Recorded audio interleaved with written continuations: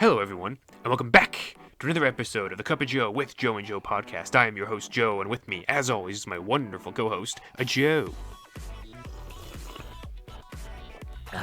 Thank you for joining us for the Christmas edition of the Attack on Titan season. And wow, it's a little late, but I'm cool with a Christmas theme. I like a Christmas Carol. That's pretty cool. I didn't know Attack on Titan did, but all right, I can roll with it. I mean, they take from World War II Germany. Why would they not take from other German traditions? The Santa Claus has something to do with Germany, right? Everything has to do with Germany. Oh, wonderful. Cool. All right, so hello, everyone. Welcome back. Episode 79 of Attack on Titan, Memories of the Future. So coming off of last week's episode, I was pretty hot on it, but I was hot on it for, one, it was pretty cool, and two, it was introducing a bunch of shit, and I was like, I don't know about this. Joe, I'm going to say something, and I don't know how you're going to react to this. Mm-hmm. So, this might be my favorite episode of the entire season so far. Okay. I'm close. Maybe not yet. Do you need a little bit more of like the lube? Yeah, just a little. Okay. We're close. Let's just say my coffee is spiked tonight. And if that doesn't need to, that's just going to set the tone for the rest of the evening. And let's also say I had chills. There's a certain point in this episode where I literally grabbed onto my chair and was like, oh my God, I think I pooped. Oh no, not again! Yeah, so maybe not as strong as you, but I have positive influence. Again, I feel like I've said this last episode. I feel like my natural reaction to whenever these episodes end is, oh God, I need a drink. Yeah, that's pretty much the way. I mean, I'm not like I need a drink. I'm just like I need. This is the episode that I had the most. I need to see the next episode right now reaction to, like, out of all of the episodes. It was. Let's just get into it. Honestly, at this point, let's start talking about it. Yeah. So, starts off, we are in the past. Grisha Yeager's dreams. Not exactly. dreams, excuse me, memories.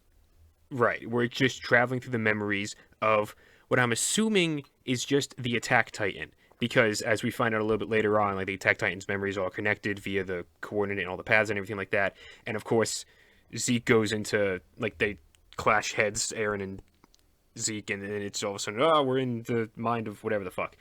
So we're going through all these different memories, and like the dumbass bit we did at the beginning of this, it's essentially just a Christmas Carol. It is. But with a much darker twist on it. Yeah. And a much cooler sci-fi angle to it as well. Yeah, it's pretty fucked up. There's one moment that is incredibly fucked up, and I'm like, it gets me so fucking excited for the future. But enough of the vagaries. Continuing on. So we see Zeke is basically just gonna take Ebenezer Eren throughout the entirety of his and his father's show him why memories, he's a dickhead. and show him why his father is an asshole. Because Zeke clearly, if it hasn't been evident already, has massive fucking daddy issues. And going into this, I did not expect this episode to not only expand upon that and show why, like, Zeke, I mean, obviously we've seen why Zeke hated him, but it also shows how Grisha learned from those, like, problems and was remorseful about the way he treated Zeke and his past family and when he lived over in, Marley. And then we get, like, a therapy / closure session at the end of the episode with Zeke and fucking Grisha. And I was like, what in the fuck? What just happened? And then he drops another bomb where he tells Zeke, he's like, oh yeah, also, you might need to stop your brother because he might be doing something really, really bad. Anyway, okay, bye! It's incredible! Yeah. Zeke thought he was taking Eren to therapy, but Eren was like, no, you're going to therapy, Zeke. No, Zeke. It's this time you are going to be the one going to therapy.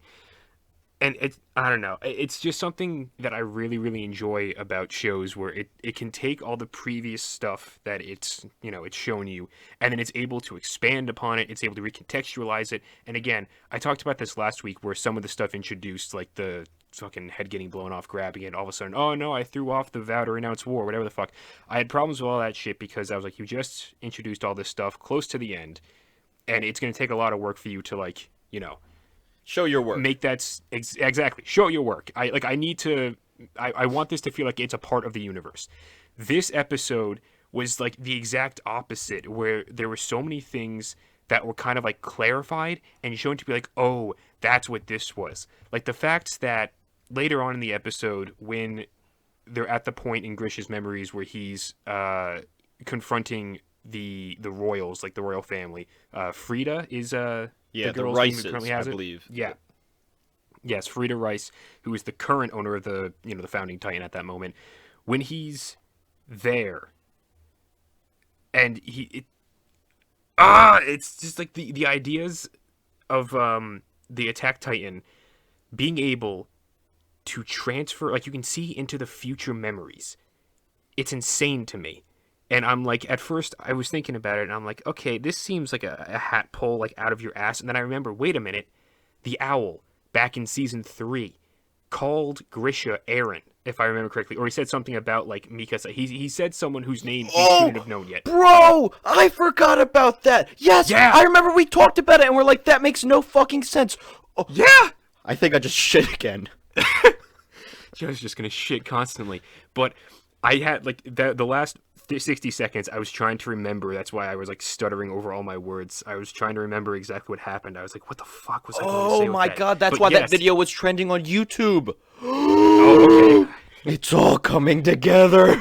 Exactly, and that's the kind of shit that I fucking love Attack on Titan for. It's because it lays out all these little breadcrumbs, all these tiny details, and then it's like, all right, bitches, episode 79, we're finally, like, delving into why the fuck the owl could see all that stuff. And it's like, oh, it's because the Attack Titan has a special ability that allows it to see all of its past memories. Yes, of course, all the Titans kind of have that, but the Attack Titan can specifically see into future owners' memories. And I'm just like, what the fuck?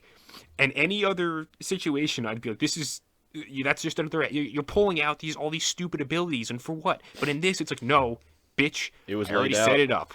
It was laid out, and I'm back on board, baby. Let's go. Yeah, okay. So, yeah, this episode, I thought it wasn't, I didn't think big things were going to happen in this episode. I literally was like, okay, this is starting off with Zeke like, taking Eren through Grisha's memories, trying to be like, see, I'm just going to show you that he's an asshole, Mm-hmm. And Eren's like, okay, I get he's an asshole, can we go back now? And Zeke's like, why rush? Let's take our time. And Eren's like, oh my god, I want to kill myself. I don't want to be here, please, for the love of God. Exactly. But then there's a scene where we're in the basement and Grisha says something about seeing Zeke. And Zeke's like, Nani? What the fuck? And Eren's like, okay, time to go. And I'm like, what's going on here? I'm like, it seems more like Eren is starting to take control of the driver's seat. Yes. And from that point on, he does. It doesn't seem like Zeke is showing him memories. It's like Eren is now brainwashing Zeke almost, which is insane. And yeah. I forget that, Zeke doesn't know everything that Eren knows. Like, Zeke doesn't know everything that we know as well about Eren, about how Eren killed people when he was like 9 years old to save Mikasa. And I love Zeke's reaction of like Eren kind of being like, I am who I've always been. Like, you think I was just brainwashed? No, this is just me.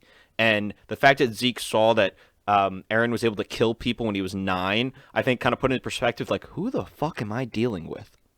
Yeah, I love that instance where like we start to have the turn, and yeah, you see when Eren saves Mikasa, and then Zeke is like horrified. Also, Grisha is horrified because like my 9-year-old son just fucking murdered 2 people, or one, and then Mikasa murdered the other. Whatever.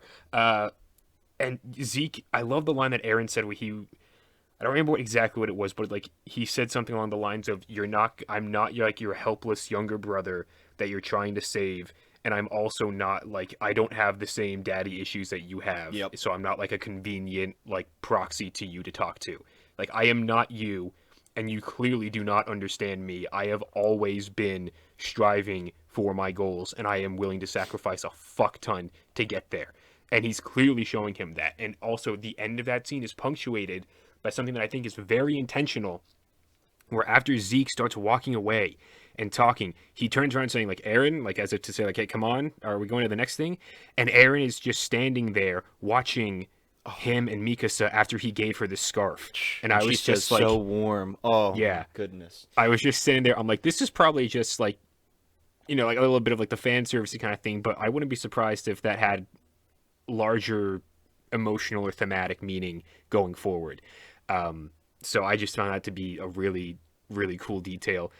And then, of course, we see him moving on. It also recontextualizes Grisha, because you see all we've ever seen from Grisha is him being like a dick to Zeke and manipulative and just like the worst. And we've only ever seen him killing the Reeses from one perspective.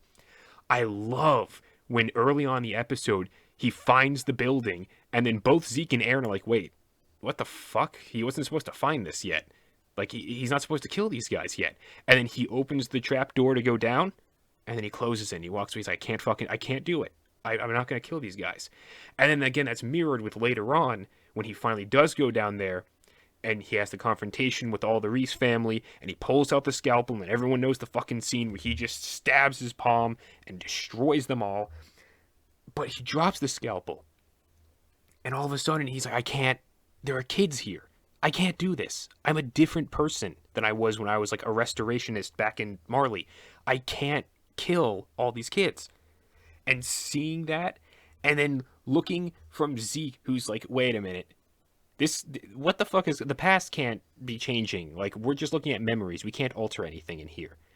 And then he looks over at Aaron, who has just this immense look of like rage. I'm just like, oh my, what the fuck is going on here? And then I love, like, at first, there's a lot of things in this episode that I was kind of like, at first, I was like, I don't know how I feel about this, but like thinking about it more so, I'm like, I'm okay with it, and I kind of love it.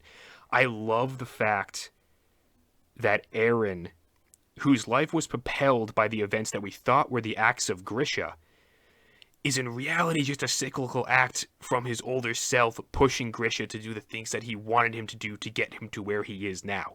It's one of those self-fulfilling prophecy type things that I'm sure if you thought to death of, you'd be like, oh, there's a plot hole here or there. I don't care about the logistical, sciencey mumbo-jumbo bullshit. There are people who, when they inflict pain, they become bigger people without dicks. Shut the fuck up and enjoy the story. And you operate them like a thematic mech. of it.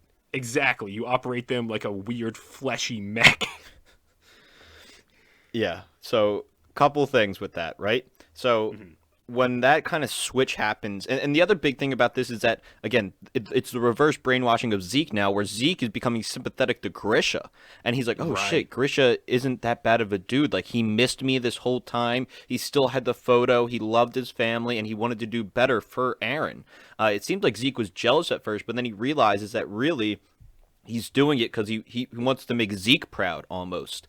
So he wants to make up for the way he taught, or not taught, treated Zeke. Yeah. And there's also another scene that almost like made me emotional, was when Mikasa says to the Jaegers, like, oh, Aaron wants to join the scout regiment. And, you know, Grisha asks, why do you want to do it? And Aaron gives this beautiful speech about, like, curiosity, and you can tell Grisha's just, like, fighting back the tears to not, he has to put on that facade. And I was like, holy shit. I'm like, I have never seen this side of Grisha. This is amazing. That scene really fucking hit me. I was shocked by that. And I'm like, wow, it really all comes together. Like, that seems so long ago of what happened. And, you know, Grisha does end up finally going back to the church where the hiding place is. And again, he did find it earlier, but he's like, no, I still have to teach my son. I still want to have a life. There's still things that need to be done. And the first thing where I got hinted at the kind of, like, what is going on? Like, why can he see the future or whatever? Is when Grisha said something about the attack on the wall. And I was like, what? I was like, I'm like, what are you talking about? That hasn't happened yet, I don't think. Um, and then he kind of he just again a casual reveal drop of the fact that oh yes, the Attack Titan's ability is that it can see you can have future memories or into the future holders of the Attack Titan. And I'm like, what the fuck? I'm like, okay, seems legit. I'm gonna roll with it because technically we didn't know that the Attack Titan had an ability. But okay, cool. And yeah, the fact that Grisha's like, I can't do this anymore. I can't do this. I've gone so far. And it's revealed that really, this was not Grisha's plan all along. It was future Aaron's plan all along. Aaron is the beginning and the end. He is God. He literally is Jesus. Just a lot more violent. And wow, the fact that, he grabs onto Grisha and he's like, get up, father. He goes, stand tall and finish what you started. I'm like, oh my god. I'm like, okay, we thought I love how when we thought Aaron turned against Zeke, we're like, oh yay, Aaron, good guy. He was just pretending. Yes. He was just pretending. And now we're like, oh shit, he's worse than we thought. That's what I fucking loved about this. It keeps flip-flopping, where it was like the beginning of this season, it was like, okay, now Aaron is like kind of the antagonist of the whole series or whatever, and then it's like maybe he's not, though, because it doesn't seem like he wants to go along with Zeke's plan. And then of course last episode it's like, oh, I would never fucking go along with your plan. He's the good guy. Exactly. It was like the false hope where it was like, oh, okay, Aaron's the good guy again. And then this episode it's like, no, don't forget, this guy will fucking murder everyone for his family. And I'm like, oh, right. What's his plan now, Joe, is my question to you. Yeah, okay. So it ends up... So again, this is just relevations and I was a little confused. At first I thought it was, again, changing the past. I was like, what the fuck's going on? But really, we're just seeing things from a different perspective. All this stuff did happen. It's the whole fulfilling circle. I know time travel is a little confusing. What has happened cannot be changed, that whole stuff. This is more just showing the other side of what we didn't see. And it fits. It really does fucking fit. Isayama is a fucking... There might be some like things that don't quite line up, but from recollection, Isayama, it's pretty damn good. He must have had everything planned out from literally minute one when he made this series. Because holy shit, that he's lucky as fuck. Yeah. Like, again, maybe there is some like it doesn't perfectly line up, but it's perfect enough that I didn't say that's bullshit. I was like, okay, that makes sense. That fits. Yeah. That's able to fit there. So now, it's post Grisha killing all them and taking the Founding Titan, and he's like, oh my god, what the fuck did I just do? And he's yelling at Aaron, like, why did you make me do this? Why did you make me do this? And I'm like, oh my god, he's talking, this is what actually happened, and Aaron is the one that caused this to happen. Grisha's not the bad guy. He didn't want to do this. It's all Aaron's idea. And also, that animation of that scene, scary as fuck, the way that they did it. It was so good. I just real quick, from the moment Aaron starts like whispering into the ear of Grisha, I was like, it's horrifying. That's when I grabbed my chair. I was like, oh my god, he's worse. It's horrifying, the flashes of the eyes and the gritting teeth, and then Grisha finally stabbing himself, and then the images of obviously all the Reese family torn asunder, and then Grisha walking out, and the quick flashes that you get of him to what looks like some awesome, horrifying rotoscoped animation of just these bizarre bodily movements. I'm like, oh my god, Mappa, you're doing it. I like it. Now this is where I'm a little confused. How Grisha ends up being able to see Zeke and interact with him, and he tells him how sorry he was and how happy he is to see him, and it's this beautiful bonding moment. So I'm a little confused about, okay, how is that happening? That's the part that I'm confused with. 2, the part that I love, and which I believe is the last line of the episode, is stop your brother, or stop Aaron. And I'm like, oh my god. The last line of that interaction is, Zeke, please stop Aaron. And it's so good. But to backtrack, because he knows what he's going to do. He can see the future. Grisha can caught a glimpse of Aaron's memories of what he was about to do next, which that's why I'm like, please, I want to fucking see what's next. But to backtrack to your number one real quick, yeah, it's a little strange that he can hug Zeke. I had a feeling that he might be able to see Zeke in the first time when he's in the basement and he's like, "Oh, Zeke, is that you?" And then he's like, "Nah, that guy with the long hair and beard couldn't possibly be Zeke." I wouldn't be surprised if he can see, like, I'm sure he can see him just through the memories of Aaron. Like, from that perspective, he can probably catch glimpses of that, like, intercepted into his own mind or whatever. And then him hugging Zeke, I don't know if we're actually supposed to take that as he's hugging body to body Zeke, or if it's just that he can see him like in his mind and he's like hugging whatever. It's obviously animated to meant to look like they are actually hugging. Mm-hmm. It could be more ethereal than that. I'm willing to give it the benefit of the doubt. Or, royal blood mumbo jumbo bullshit founding Titan with, Attack Titan stuff. There's any combination of random bullshit. Again, everyone pilots fleshy mechs without penises. There's a lot of stuff that you can nitpick or just leave to whatever the fuck because it's an insane sci-fi anime series. So I don't know. I personally prefer to think of it as more so just he can see him. Mm-hmm. It's more of like an ethereal hug. It's a symbolic thing animated, and he's not actually flesh to flesh hugging his estranged. Yeah, that's how I interpreted it as well. Again, so that's one thing I want a little clarification with, and then I also want, obviously, last episode, the clarification of renouncing the vow of war. But I also like earlier in this episode when Zeke asked Aaron, "What were you going to do if you weren't going to go with my plan?" And an answer. I forget what interrupts him, but nothing. They just move on to the next thing. Yeah, and next episode is I don't think we're gonna get the answer.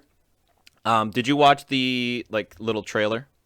I did watch the little preview, but I remember nothing except a charred thing that I don't want to talk about right now because I don't want to start speculating on shit. But there was something charred, and it looked rather important.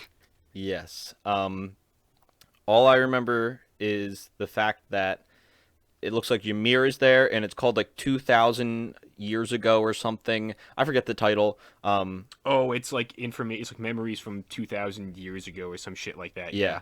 It's like we see Ymir. We get clips of back when Ymir was alive, like during those times. And then also the fact that Aaron is still in the chains. And that I think the episode ends with them jumping back to the paths. Yes. Yeah, they're back at the coordinate because after all the memory mumbo jumbo happens, when Grisha's like, "Please stop, Aaron," and Aaron's Zeke like, looks "Bye." up at Aaron. Aaron's like, "All right, that's enough," and Zeke gets launched backwards in the coordinate, and I'm just like, because this is another thing that was running throughout my mind when the episode was going on. When Zeke says to Aaron, he's like, "Yeah, I can activate I can do the euthanization plan whenever the fuck I want. I just want to unbrainwash you first." I kept thinking, I'm like, but can you though? Mm-hmm. I'm not totally convinced Zeke actually has the power to initiate his plan. He says Aaron was the key to get him to Ymir, and that's all he needed. I'm starting to think it might be more of a 50-50 thing, or it might be more of a Aaron really has more of the power here. I'm not sure. Aaron wanted to give Zeke a head start. Yeah. He wanted to make him feel like he had the power, but really, I don't know. Damn. What a fucking episode. It, again, introduces more stuff where you're like, holy fuck. More questions still, obviously, that the whole vow announcing war thing has not been answered. I think I did watch a video about someone trying to explain I it. saw that was on YouTube, and I was like, I'm not touching it. Okay, I did, but it's more so the fact that since Zeke wasn't born as a royal into the actual family within the walls, technically he's not entirely bound by it. I don't know, it seemed flimsy to me, but it's at least somewhat of an explanation. Yeah, that sounds like the Anoha. No, that sounds like the Angel Beats explanation. Yeah, exactly. I still hope they kind of touch on it in the series a little bit more, being this is kind of how he did it or tried to do it. Or if he doesn't end up actually being able to use the Founding Titan's power, I guess it doesn't fucking matter because they don't have to explain anything. Oh god. Oh boy. How did we get here, Joe? 78 episodes of previous Attack on Titan.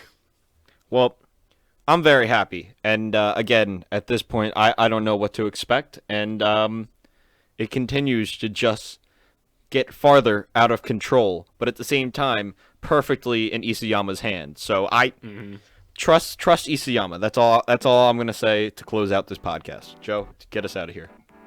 Alrighty. So, we hope you guys are also enjoying this crazy roller coaster of Attack on Titan bullshit. Not many episodes left. We're coming to the end. It's fucking insane that it's finally coming to a close, but I'm here for it. Joe's here for it. We hope you're here for it too. Hopefully you enjoyed us two idiots rambling about it for 25 fucking minutes. That's all I gotta say, baby. Good night. We love you, and goodbye.